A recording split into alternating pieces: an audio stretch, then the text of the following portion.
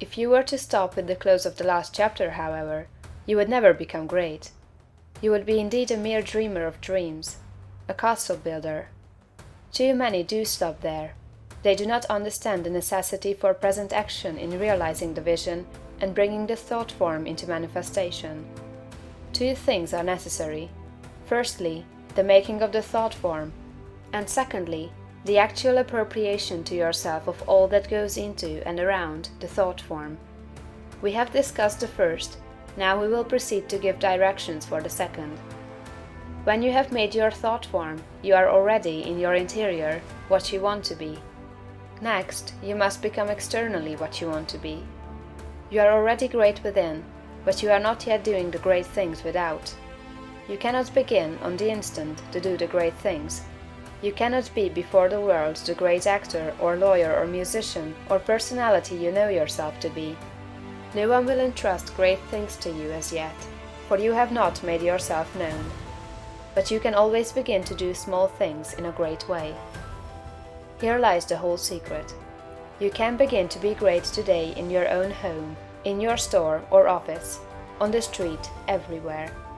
You can begin to make yourself known as great, and you can do this by doing everything you do in a great way. You must put the whole power of your great soul into every act, however small or commonplace, and so reveal to your family, your friends and neighbors what you really are. Do not brag or boast of yourself. Do not go about telling people what a great personage you are. Simply live in a great way.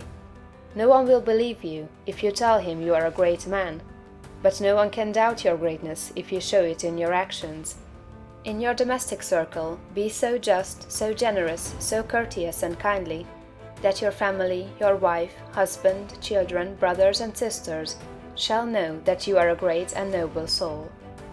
In all your relations with men be great, just, generous, courteous and kindly. The great are never otherwise. This is your attitude.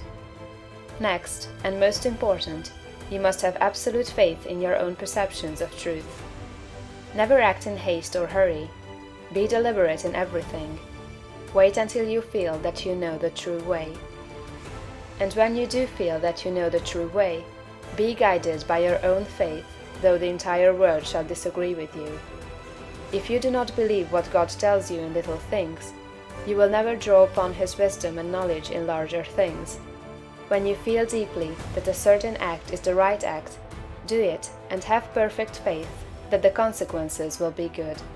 When you are deeply impressed that a certain thing is true, no matter what the appearances to the contrary may be, accept that thing as true and act accordingly. The one way to develop a perception of truth in large things is to trust absolutely to your present perception of truth in small things. Remember that you are seeking to develop this very power or faculty, the perception of truth. You are learning to read the thoughts of God. Nothing is great and nothing is small in the sight of omnipotence. He holds the sun in its place, but He also notes a sparrow's fall, and numbers the hairs of your head. God is as much interested in the little matters of everyday life as He is in the affairs of nations. You can perceive truth about family and neighborhood affairs, as well as about matters of statecraft. And the way to begin is to have perfect faith in the truth in these small matters, as it is revealed to you from day to day. When you feel deeply impelled to take a course that seems contrary to all reason and worthy judgment, take that course.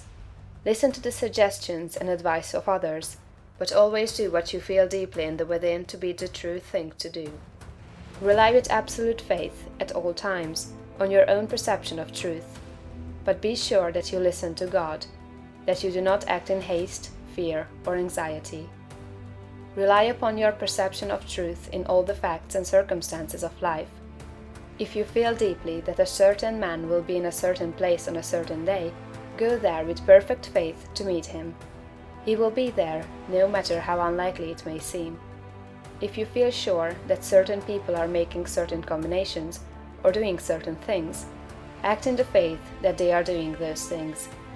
If you feel sure of the truth of any circumstance or happening, near or distant, past, present, or to come, trust in your perception. You may make occasional mistakes at first, because of your imperfect understanding of the within. But you will soon be guided almost invariably right. Soon your family and friends will begin to defer more and more to your judgment and to be guided by you. Soon your neighbors and townsmen will be coming to you for counsel and advice. Soon you will be recognized as one who is great in small things, and you will be called upon more and more to take charge of larger things.